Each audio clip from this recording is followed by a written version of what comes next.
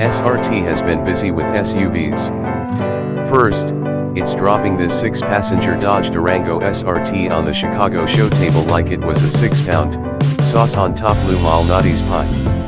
And then FCA's Go Fast division is expected to unleash the Jeep Grand Cherokee Trackhawk at the New York Auto Show in April.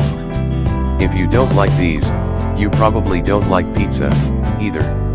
SRT essentially grafted the Grand Cherokee SRT's powertrain into this Durango. Motive force comes by way of the same pushrod 6.4-liter Hemi V8, pumping out 475 horsepower at 6,000 RPM and 470 lb-ft of torque at 4,300 RPM. ZF's ubiquitous 8-speed automatic, along with a transfer case capable of varying the torque split between the front and rear axles, shuttles that output to all four wheels. Pirelli 295/45 R20 all-season rubber is standard, but stickier Pirelli P0 summer tires are optional. SRT says the big 6.4-liter will deliver a 0 to 60 mph time of 4.4 seconds and a quarter mile of 12.9 seconds.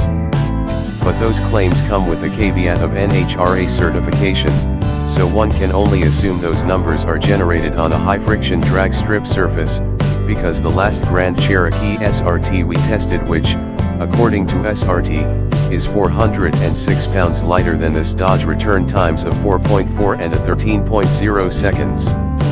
Under street conditions, we expect the 5,500 plus pound Durango to sprint to 60 in 4.6 seconds on its way to a 13.4 second quarter. The quickest of GM's big Cadillac Escalade/Chevrolet Tahoe/GMC Yukon SUVs can't come close to the performance we expect from the SRT Dodge. Buyers looking to better the SRT's pace with a 3-row SUV will have to look to more expensive alternatives, such as the $125,025 Mercedes-AMG GLS 6.3. Undercutting pricier competition has long been the SRT credo with its in-house hot rods, and that hasn't changed. Pricing is still to be determined, but we expect the Durango SRT to start just under $70,000. The engineers didn't stop with straight-line performance, spending many laps at Virginia International Raceway chasing handling goals. To reach the objectives, the chassis engineers installed revised bushings, slightly stiffer springs, a stouter rear anti-roll bar, and adaptive dampers for the control arm front and multi-link rear suspensions. Depending what drive mode is selected, there are 8: Street, Sport, Track, Snow, Tow, Valid, Eco, and a customizable option. The dampers adjust their firmness, and the viscous clutch in the transfer case directs as much as 70% of available torque rearward. That number is in track mode. In snow and tow modes, the front to rear torque split is 50/50. The braking hardware is upgraded to 6-piston front and 4-piston rear calipers grabbing 15.0 and 13.8-inch slotted rotors. The 6.4-liter Hemi is tuned to match the Charger SRT 392's soundtrack. Call it throaty, menacing, or well endowed, all are fitting.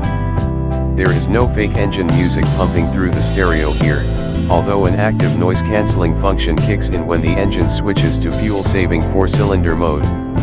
That's also active in tow mode, because the loads on the engine will be greater, creating a louder cabin that could potentially lead to driver fatigue on long hauls. The SRT will tow up to 8,600 pounds.